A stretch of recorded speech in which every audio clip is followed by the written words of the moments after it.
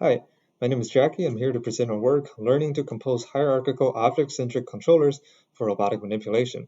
This is joint work with Mohit Sharma, Jialiang Zhao, Alex Lagrassa, and Oliver Kroemer. The motivation for our work comes from the observation that many manipulation tasks consist of performing multiple subtasks in parallel, and that these subtasks can be specified in object-centric coordinate frames.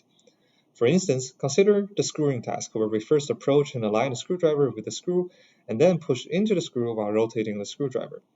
In both stages of this task, we are performing multiple subtasks at the same time, and the motions are all done relative to object axes in the scene. Furthermore, we often use different controllers along different object axes. In the blue direction pointing into the screw, we are applying force control, and along that axis, we are also performing rotation control. With these observations, instead of learning a monolithic task policy from scratch, we propose learning a policy that composes modular object-centric controllers that are attached to these object axes.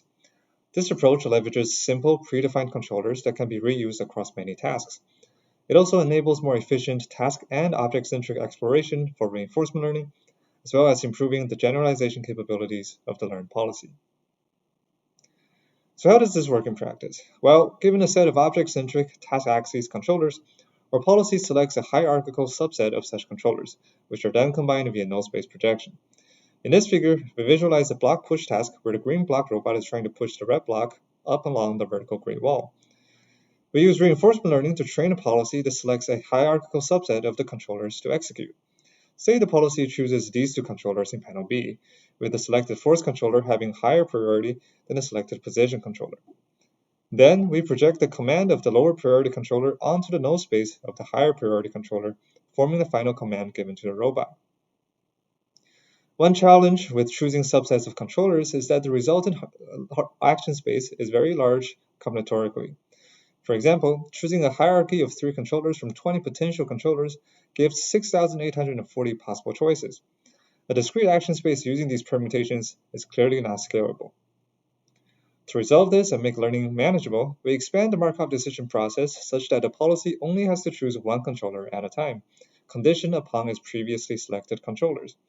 This figure visualizes the case for choosing 2 controllers. With the expanded MTP, only after 2 controller selection steps are completed do we proceed with the environment dynamics step. In summary, this is an overview of our proposed approach. First, we predefine a set of object axis controllers attached to objects or their key points. Then, we use reinforcement learning to train a policy that selects hierarchical subsets of these controllers. Then the selected controllers are combined via null space projection, and finally, the combined controller is used to control the robot to complete the task.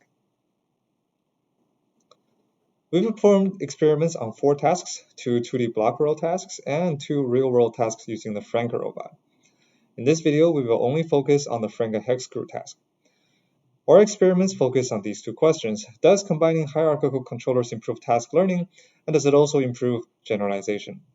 For task learning, we compare our method against a baseline that directly controls the robot via end effector control, and another baseline that uses one controller at a time. For generalization, we evaluate policy performance on test configurations that are unseen during training.